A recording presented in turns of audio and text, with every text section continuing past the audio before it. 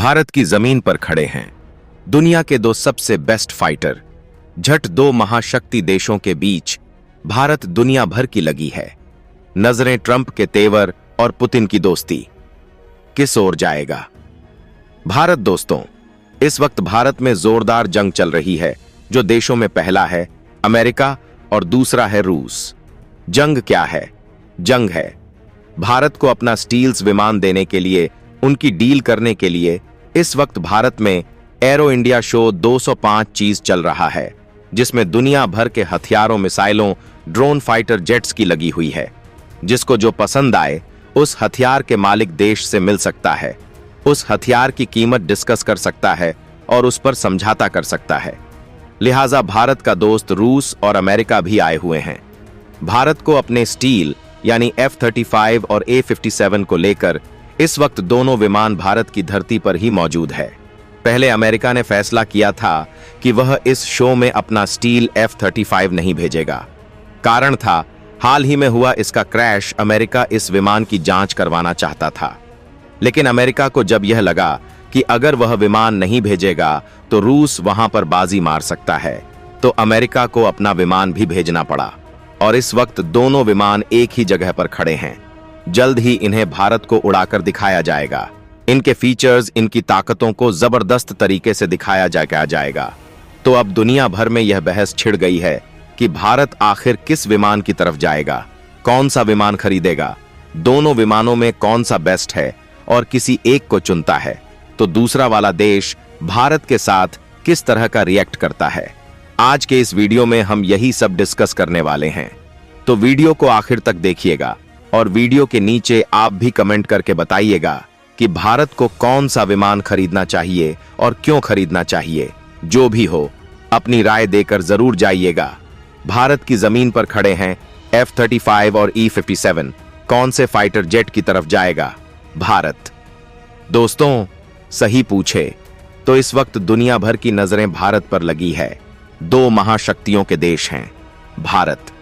भारत पर जिम्मेदारी है कि वह किसी एक देश को चुने, उसका स्टील फाइटर जेट चुनकर। लिहाजा डिफेंस की दुनिया में एक बड़ा सवाल उठ रहा है कि आखिर 5वीं पीढ़ी के दो दिग्गज विमान, अमेरिका का लॉकहीड मार्टिन F-35 और रूस का सुखोई AU-77 में से कौन बेहतर है, खासकर भारतीय वायुसेना के लिए।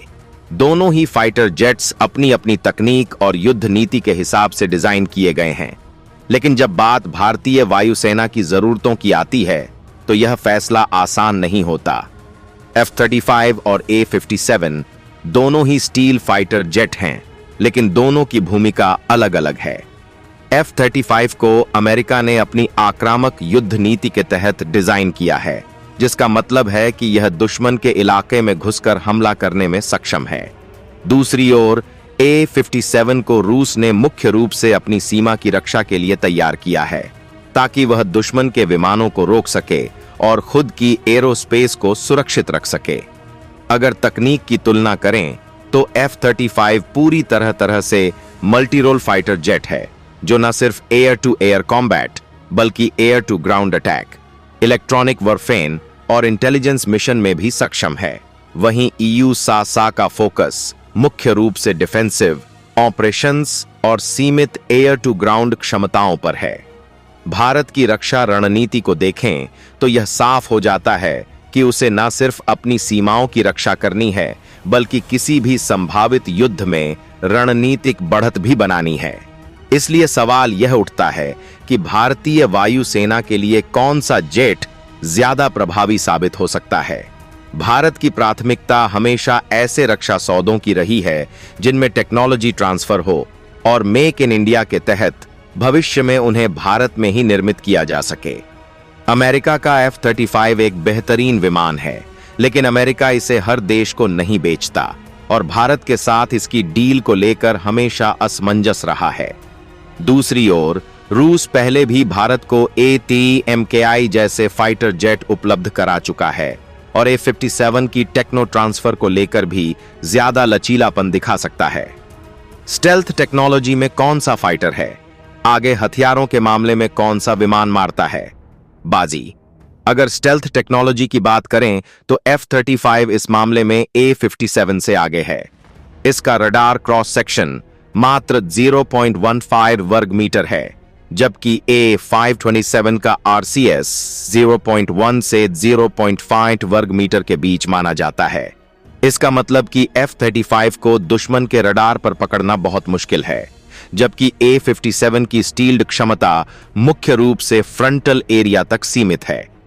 F-35 को ऑनल एस्पेक्ट स्टेल्थ तकनीक से लस किया गया है, यानी यह किसी भी दिशा से दुश्मन के रडार के लिए लगभग अदृश्य बना रहता है।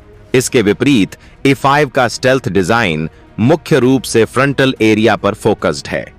यह एट डॉग फाइट में तो बेहतर साबित हो सकता है, लेकिन जब बात दुश्मन के इलाके में घुसकर ओंपरे करने की आती है तो इसकी स्टील क्षमता कमजोर पड़ जाती है। वही अगर हथियारों की बात करें तो F-35 में A-120 ARAA और AR-9X सिड वंडर जैसी मिसाइलें लगी होती है, जो एयर टू एयर और एयर टू ग्राउंड ऑपरेशन दोनों के लिए बेहद कारगर है। वहीं A-57 में R-77 और R-74 मिसाइलें होती हैं, जो हवा में दुश्मन को निशाना बनाने में सक्षम है, लेकिन इसकी लंबी दूरी की हमलावर क्षमता F-35 से कम आंक जाती है। F-35 में एक और खासियत है इसकी एडवांस एविनिक्स और डेटा फ्यूजन टेक्नोलॉजी। यह न सिर्फ अपने पायलट को दुश्मन की लोकेशन की सटीक जानकारी देता है, बल्कि नेटवर्क सेंट्रिक वॉरफेयर में भी बड़ी भूमिका निभाता है।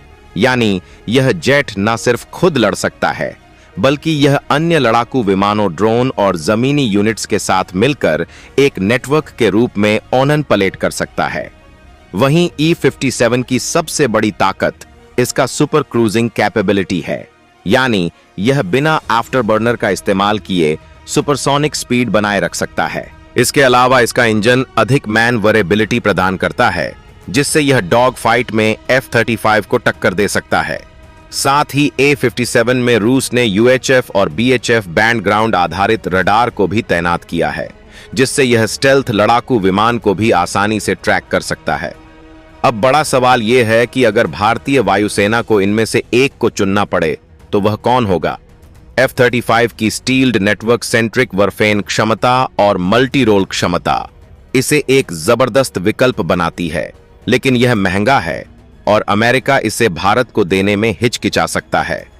A-57 की मैन्य एबिलिटी और रूसी टेक्नोलॉजी ट्रांसफर की संभावना इसे एक आकर्षक विकल्प बनाती है, लेकिन इसकी स्टेल्थ क्षमता और लंबी दूरी की हमलावर ताकत F-35 के मुकाबले कमजोर पड़ती है।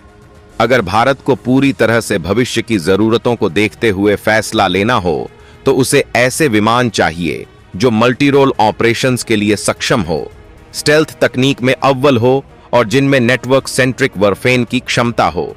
इस लिहाज से F-35 बेहतर ऑप्शन हो सकता है, लेकिन भारत की जियोपॉलिटिकल स्थिति और रूस के साथ पुराने संबंधों को देखते हुए AU-57 को भी नजरअंदाज नहीं किया जा सकता।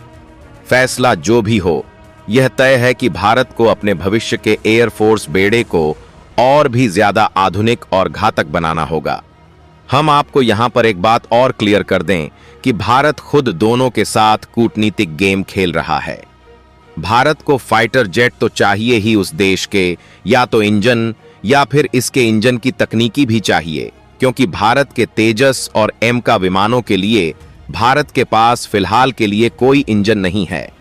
खुद का लिहाजा भारत को यह भी देखना है कि वह अमेरिका के साथ इसके इंजन भी ले रहा है, तो वहीं दूसरी ओर रूस की दोस्ती को भी भारत नजरअंदाज नहीं कर सकता है।